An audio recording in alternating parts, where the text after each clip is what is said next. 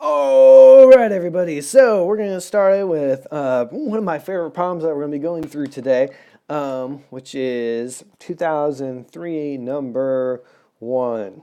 Okay, like I said, you're going to see one of these kind of like summary stats, summary graphs problems. It's probably going to be one of the first five free response questions on the AP test. This is a really awesome one. We're going to be drawing your own box plot. So let's go through and start reading through example number one. Again, you should have already done this problem. Just using this video to check your work and make sure you're getting all the components you need to get a full score, essentially correct, on the AP test.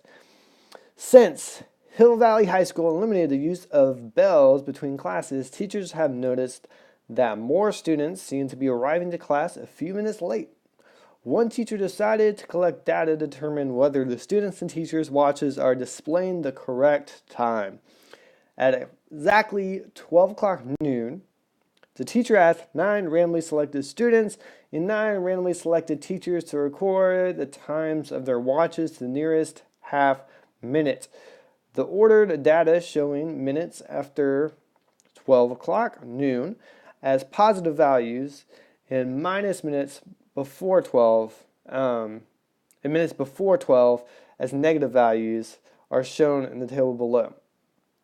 Again, want to start off and make sure you really understand what you're doing. This data is, and it's kind of not what you would think it is. So a negative time, it means that you're early, and then a positive time means that their clock's late. So you want to make sure before you do anything, you kind of just make that connection in your head. So it's really important you take that first minute or two just to understand what the problem's talking about, how your data is given to you. So part A, it said construct parallel box plots using this data. So you see down here, I made box plots. And in order to do that, we have to run summary stats to get the 5 summaries that we need to make our box plots. So you need your minimum value, your Q1, your median, Q3, and then lastly your maximum value. So the way that you need to do that, if you're just given raw data like you were in this question, you need to plug students into list 1, teachers into list 2 on your calculator, and then run one variable stats for each one, and then write down the summary stats. You could also do it by hand, but it's going to take a little bit more time probably, and you're going to be more prone to make a mistake. So I would just recommend putting in your calculator, because then if for some reason you didn't write the stats down, you can just rerun it real fast and get those data again. So you can see the first thing I did is I wanted to write down the Q1, median, Q3. Since our data points were in order, I didn't feel like it was necessary that I needed to write down the min and max because it's easy to tell what that was. Then we want to make sure that we're checking for outliers. Okay, so remember the rule for checking for outliers. You take your interquartile range, which is Q3 minus Q1. So let me see if I can zoom in on this part. Yeah, there we go. So we get Q3 minus Q1, which is 2.75. And then I multiply that by 1.5 to get 4.25. So that's the rule. You take your interquartile range, times it by 1.25, and then you subtract that by Q1, and that's going to be like your lower boundary for outliers. So any number below this negative 5.8 is going to be a low outlier, and everything above Q3 plus the 4.125, which is 5.125, is going to be an outlier. Remember, if we did have an outlier, you could see that it's like a star, a dot. You can see that as a plus sign. Any of those things are going to represent an outlier.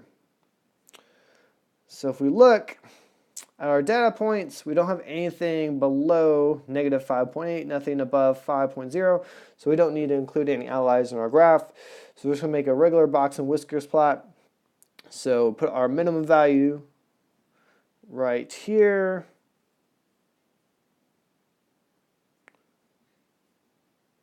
Q1, median, Q3, and then your maximum value.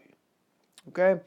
Now, you want to make sure it's readable, but you don't have to make sure that your graph is completely perfect. Okay? I went through and I had a ruler and I spent a lot of time trying to make it look good just for the video, but I probably spent like 8-9 minutes just making this graph, which is more time that you want to be giving, because the pacing that you need to be going on these few response questions is about 12 minutes per question. So if you're spending 8 minutes on part A, then you're probably not going to be able to finish the problem on time. So you can just you don't have to make sure it's perfect like with a ruler or anything. You're not going to have a ruler, but just make sure it's readable and that especially your spacing is pretty even. Okay, it's not really spacing is really off where it's going to misperceive how you look at the shape of the graph. So then we also have to do the same thing for the teachers. So I wrote down all the summary stats I got from the calculator. And then I could, as you right see, I didn't do the calculation because I knew the interquartile range was 1.5. So automatically, just looking at where Q3 and Q1 was, I knew that there's no way there was going to be an outlier because we have such low variability. So I just put that there because it was obvious that there wasn't any clear ones. The first one, we had one that was really close, that 5, which was only 0.125 away from being an outlier. So that's why I had to check for students. But there wasn't any possible outliers for teachers, so I don't need to do the actual calculation for that one.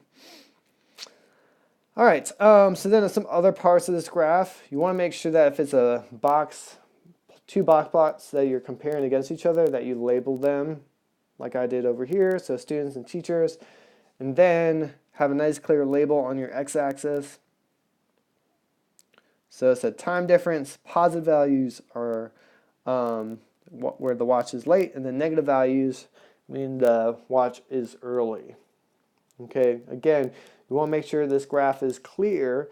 So it's kind of a little bit of a confusing thing from your data. So if you explain that in your graph, then it's just going to be easier for whoever's reading your graph. They don't have to go back and read through the paragraph. They don't have to go through and read the data points. So yeah, that's pretty much how you get full credit on this. Just making sure you have a nice, easy to read box plot with all the correct values graphed in the right spot, no outliers. Then you have your good labelings on the left and on the bottom. You could have also made this like a vertical box plots, just like we saw in the previous example. It's totally like a preference thing.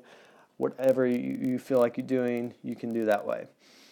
Now let's go on B. Based on the box plots in part A, which of the two groups, students or teachers, tends to have watch times that are closer to the true time? So for this one, you could have really put either response. So sometimes on these questions, you could put either response, or if you're given like a 2-choice option like this, you could put either one, as long as you back it up with data. So you could have said students, because the median is 0, which means the center of the graph is around 0, which is everybody's watches. If there's 0, that means we're on time. But you could have also said teachers, because while their median was below 0, there's really low variability, which means that all the teachers are within 2 minutes of the real time, where the students have much larger variability, and you could only say that students are within 5 minutes. Okay, there's a bigger, more variability, so more students are going to be further away than the teachers. So you can say either one, as long as you back it up with data. I ended up choosing the teachers.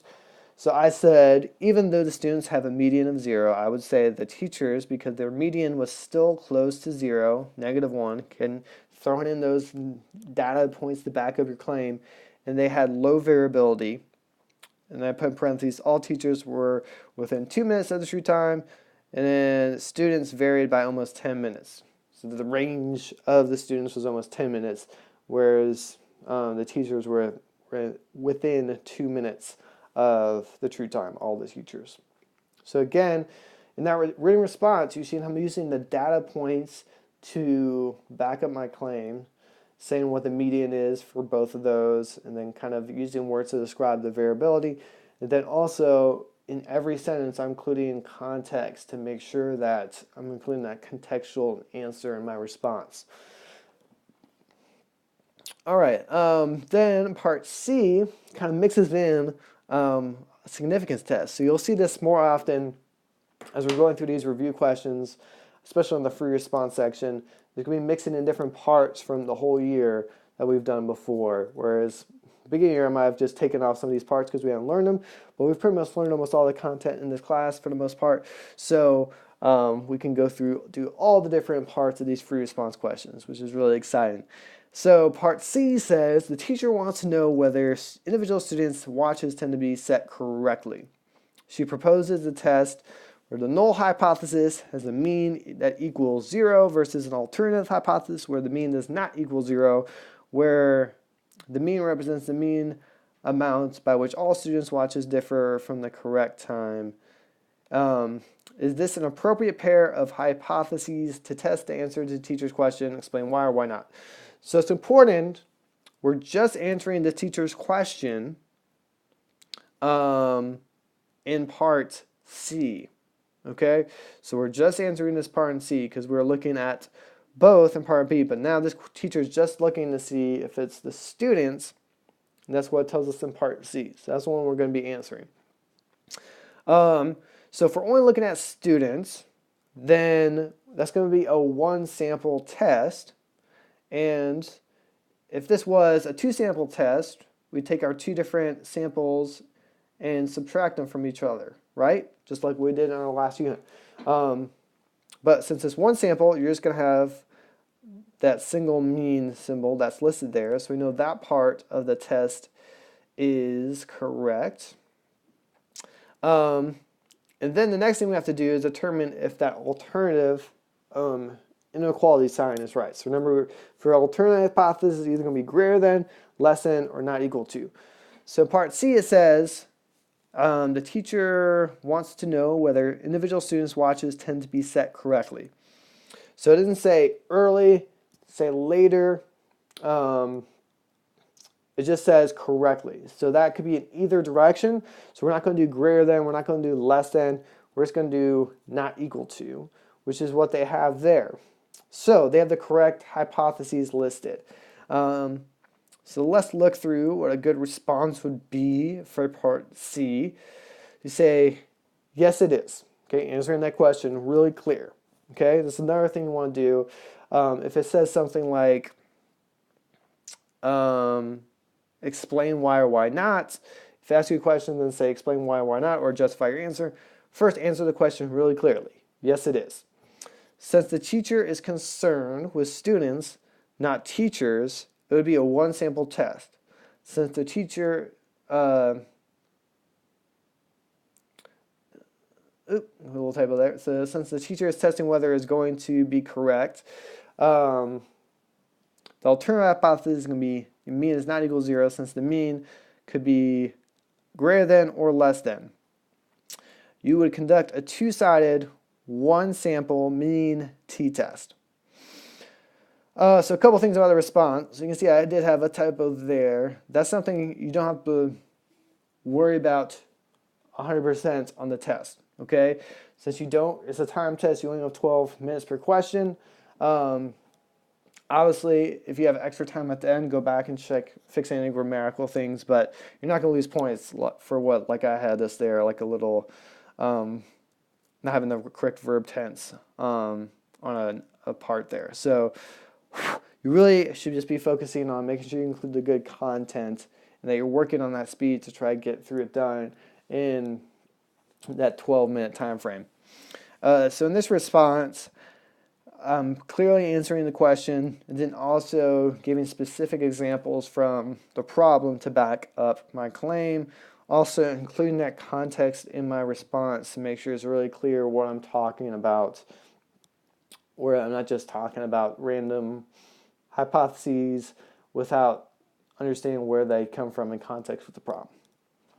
So yeah, that's what you should have had for this one. Go back and check your work before correct anything before going on to this last free response question for today.